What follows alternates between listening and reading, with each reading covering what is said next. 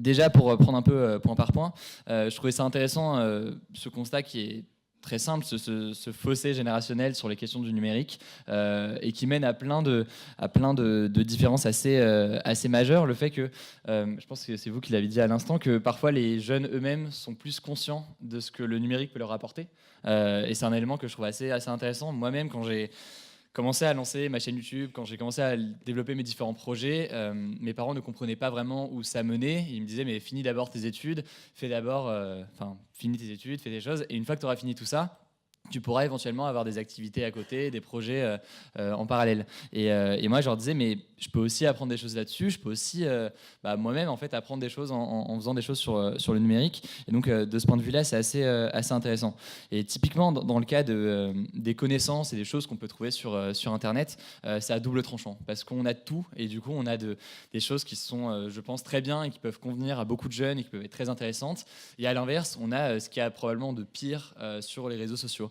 Et je prends l'exemple de YouTube parce que c'est ce que je connais le mieux. Au départ, il n'y avait pas du tout ou très peu de contenu d'information dédié aux jeunes sur YouTube.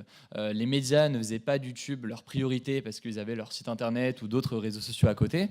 Et du coup, YouTube était vraiment repris par des sites complotistes, tout un tas de choses, principalement d'ailleurs des théories du complot, parfois simplement des fausses informations.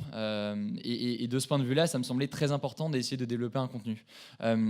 Donc à partir de là, voilà, il y a beaucoup de travail à faire, un travail qui peut se faire évidemment au sein des écoles, et ce qui me paraît très très important. On passe tous ou quasiment tous par le collège, par le lycée, et donc c'est forcément une occasion unique de parler à tous ces jeunes de ces éléments-là. C'est aussi un travail qui peut se faire directement sur YouTube, sur comment repérer ces fausses informations, comment comprendre ces mécanismes, comment comprendre aussi les dangers d'Internet et de tout ça. Et on est quand même de plus en plus de youtubeurs à aussi essayer de se saisir de la question. D'autres points peut-être qui me semblaient assez intéressants. Vous disiez à l'instant que bloquer l'accès à Internet ne suffit pas.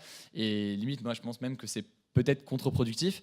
Évidemment, il y a le blocage de certains sites, de certaines pages qui doit être fait avec un contrôle parental, avec un outil.